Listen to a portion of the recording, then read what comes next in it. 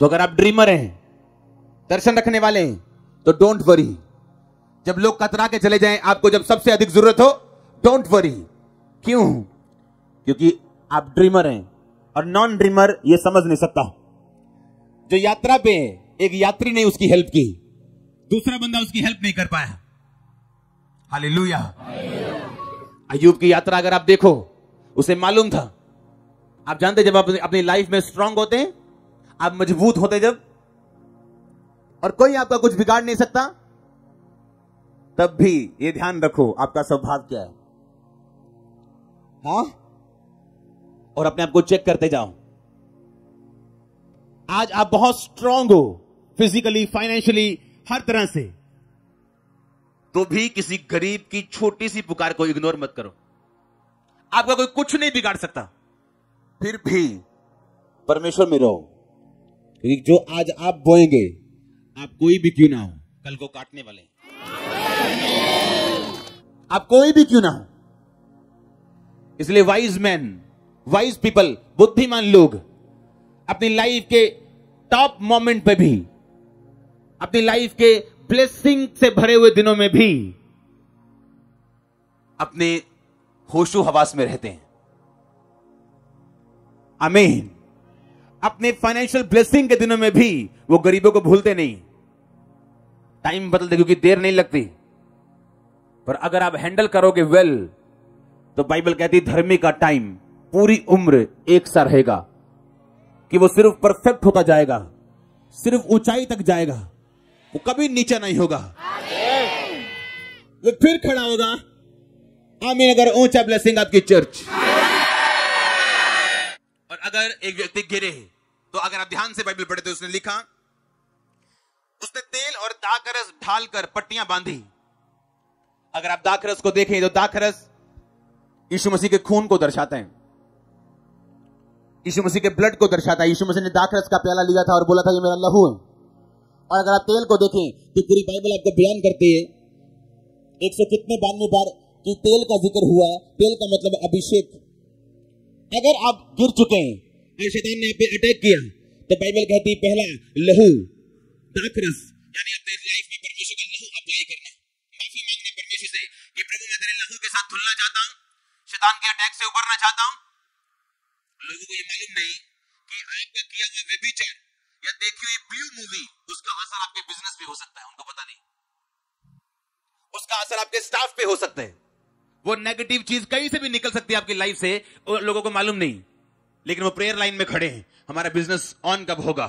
आप जब ढलान से निकल के ऊंचाई की चढ़ाई पे चलेंगे, सब कुछ ऑन हो जाएगा।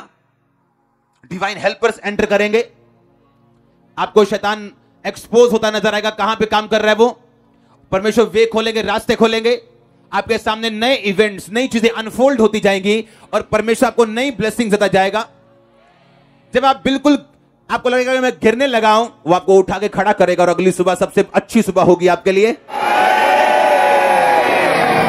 आपको ये बात ध्यान रखनी है। उसने कहा दाखरस उस पे उंडेला और दाखरस और तेल उस पे ढालकर पट्टियां बांधी। दाखरस का मतलब है लहू। जब आप परमेश्वर, अगर आप अटैक से बाहर आना चाहते हो, लिखा उसे अधमरा छोड़कर उसके कपड़े ले गए थे। वो कपड़े धार्मिकता को दर्शाते हैं, कपड़े ऑनर को दर्शाते हैं। जब आप नीची जगह पे जाओगे तो शैतान उन कपड़ों पे जो आपके व्हाइट कपड़े हैं, पवित्रता के, उनको छीनना चाहता है, अटैक करना चाहता है। क्यों? ताकि आपको शर्मिंदा देख सके। और बाइबल कहती है जब उस पर अटैक हो गया तो उस अटैक से बाहर आने का तरीका क्या है? लिखा दाखरस और तेल ढालकर उस पर पट्टियां बांधी गई जब तक वो हील नहीं हुआ। परमेश्वर के लहू को मांगो। अगर आप बाहर आना चाहते हो कि प्रभु मैं माफी मांगता हूं, माफी मांगती हूं, आज से निचाई नहीं सिर्फ चढ़ाई पे मेरे जाऊंगा, जाऊंगी। और तेल, अगर आप अभिषेक अपनी लाइफ में रखें तो जो कुछ शैतान ने छीना वापिस आएगा और हीलिंग होगी आपकी। अगर तेल आपकी लाइफ में नहीं है तो हीलिंग होना पॉसिबल नहीं। लिखा दाखरस और तेल दोनों उसकी लाइफ में थे। बाइबल बयान करते कि परमेश्वर लहू से धोके उसके बाद तेल लगाता है कि व्यक्ति की लाइफ में। अगर बाइबल को स्टडी करें आप, उसका मतलब है लहू से धुलने के बाद जब आप एक विश्वासी जीवन में एंट्री करते हैं, चाहे आपका नाम जॉन पीटर क्यों नहीं, आप बॉर्न क्रिश्चियन क्यों नहीं, आपको मालूम है आप विश्वासी हो या नहीं, जब तौबा करके आप एंट्री करते हो परमेश्वर के लहू से, उसके बाद परमेश्वर आपको तेल देते हैं, अभिषेक देते हैं। और वो अभिषेक चाहे एक बिजनेसमैन होने का हो, एक विश्वासी होने के नाते, एक पास्टर का हो, एक प्रेरित का हो, एक प्रॉफिट का हो, जब आप उस अभिषेक की कदर करके बढ़ते जाते हैं, जो कुछ आपकी लाइफ में शैतान के अटैक होते हैं, आप हीलिंग देखते हैं उनमें। आप जानते हैं एक चीज को, आप अपनी लाइफ में कभी भी पास से, अपने बीते हुए से, अपने उस बीमार बिजनेस से या बॉडी से या कर्सिस से आप हीलिंग नहीं ले सकते जब तक आपकी लाइफ में तेल एंटर नहीं करता, आपकी लाइफ में अभिषेक एंटर नहीं करता। पहले आप लहू से, उसके बाद तेल से, लहू से अपने आप को साफ करते हैं और तेल से अपने आप को भरते हैं, और जो कुछ शैतान ने छीने वापिस आते हैं। जो मांस उतर गया था वापिस आया, जो हड्डी टूट गई थी जुड़ी, जो जोड़ उखड़ गया था वापिस आया, सब कुछ वापिस आना शुरू हुआ जब ये दो चीजें लगानी शुरू की। हालेलुया। आप यात्रा पे हो, आपकी हेल्प करने वाले लोग भी वही होंगे जो किसी यात्रा पे होंगे। तो कंप्लेंट नहीं करनी, मेरी मासी ने मेरी हेल्प नहीं की, यूएस से जाके मेरे को वीजा नहीं भेजा। आमीन। क्योंकि आपकी हेल्प करने वाले लोग वही होंगे जो खुद भी किसी यात्रा पे होंगे। क्योंकि आप यात्री, आप कहीं जा रहे, आपका मकसद है, आप वैसे दुनिया में नहीं आए हो, वैसे नहीं जी रहे हो, आप प्रॉमिस चाइल्ड हो, वायदों के बेटे और बेटियां हो। आप पे वायदा है परमेश्वर का आपको ऊंचा करने का, आप पे वायदा है परमेश्वर के दुश्मन सदा शर्मिंदा रहेंगे, आपसे ये वायदा है प्रभु का, कोई तोड़ नहीं सकता इसे। आमीन। ये वायदा है। क्या है ये? बोलो अपने पड़ोसी को, क्या है ये वायदा है। आप वायदे के बच्चे हो, आप पे वायदा है परमेश्वर का, तो सिर होगा पूंछ नहीं। आमीन। ये वायदा है परमेश्वर का, आप प्रॉमिस चाइल्ड हैं, आपको किसी मकसद के लिए चुना गया और बुलाया गया। मैं आपको फिर बताता हूं, दाऊद का अभिषेक नहीं होना था अगर उसका बड़ा भाई पाप में ना गिरता तो। क्योंकि जो चुना गया था राजा होने के लिए वो दाऊद का बड़ा भाई था, सबसे बड़ा भाई, दाऊद नहीं था। वो अयोग्य करार दिया गया तो आगे वाला अयोग्य हुआ, आगे वाला हुआ, क्योंकि एक यहूदी, एक क्रिश्चियन को नहीं मालूम उसकी लाइफ में प्रभु की कितनी बड़ी योजना है। और ये ठंडापन, दुनिया के साथ ज्यादा लगाव, ज्यादा अन्य जाति दोस्त, ज्यादा संसारिक दोस्त, ये आपको धोखा देते हैं और परमेश्वर की बुलाहट को पहचानने से आपको रोकते हैं। और जब आप रुक जाते हैं, आपको मालूम है कि जो कुछ परमेश्वर ने मेरी लाइफ में रखा है आपको मालूम ही नहीं है, आप पाप में जाते हैं, आपसे गलतियां होती और आप नहीं जानते कि क्या खोया आपने और आपकी जगह कौन निर्धारित कर दिया गया जो इस आशीष को लेगा। लाइफ सीरियस है। आमीन।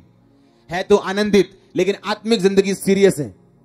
इसे सीरियस तरीके के साथ लेना ताकि आपकी लाइफ में कुछ ऐसा ना हो जिससे आप कवर करने की कोशिश करते रहे बाद में। आमीन। आपकी लाइफ में ब्लेसिंग्स ऐसी हो कि लोग सुने और चुप करके देखें और देखें, हाँ वाकई है, कुछ है जो हमारे पास नहीं है। ये ब्लेसिंग आपके रिश्तेदार देखने वाले हैं, आपके लोग देखने वाले हैं, आपका नगर देखने वाला, आपका देश देखने वाला, चर्च। और आमीन। जितना लंबा और ऊंचा ब्लेसिंग उतनी बड़ी। अपने पड़ोसी को बोलो तू एक यात्रा पे है। बोलो सोच, तेरी यात्रा नीचे की ढलान की है या ऊपर की चढ़ाई की। आमीन। आपने सोचना है घर जाके या अभी कि मेरी प्रेयर लाइफ जो पहले थी अब है। ऐसे विश्वासी हैं हमारे बीच में जिनकी 2 घंटे की भी प्रार्थना नहीं है और वो सोचते हैं कि प्रभु उनसे बड़ा प्यार करते हैं और बहुत ब्लेस करेगा उनको, और सारी उम्र इसी पंजाबी बोलते प्ले खेजी कर देंगे। हाँ,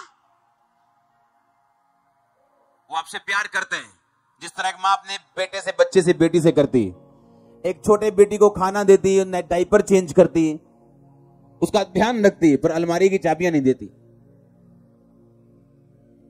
आप बड़े इस बात में नहीं हो कि आपका टाइटल क्या है, आप प्रॉफिट हो के, पास्टर हो के, इवेंजलिस्ट हो। आप कितना प्रभु को जानते हो ये आपकी लाइफ से पता लगता है। आमीन। ना कि आपके टाइटल से। टाइटल तो सिर्फ ये बताने के लिए कि हमारी मिनिस्ट्री है क्या या हमारी कॉलिंग है क्या। ये नहीं कुछ नाम अच्छा लगा तो वो नाम चूज कर लिया। हाँ, प्रॉफिट अच्छा लगा तो अपने नाम में प्रॉफिट लगाते हैं नाम में। हाँ नहीं, यार प्रेरित लगाते हैं और बड़ा लगता है। हाँ नो, ऐसा नहीं। हालेलुया। वो आपको ग्रेस दे बढ़ने की। मैं आपको अपने परिवार के साथ प्रार्थना करते हुए देख रहा हूं। मैं उस स्वर्ग के परमेश्वर के सामने आपको दुहाई देते हुए और उत्तर पाते हुए देख रहा हूं। और आमीन, जितना लंबा ब्लेसिंग उतनी लंबी। तो क्या आपको ऊपर जाना है कि नीचे जाना है?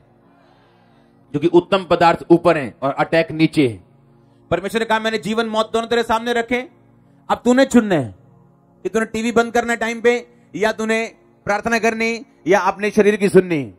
बीता का टाइम वापस नहीं आता।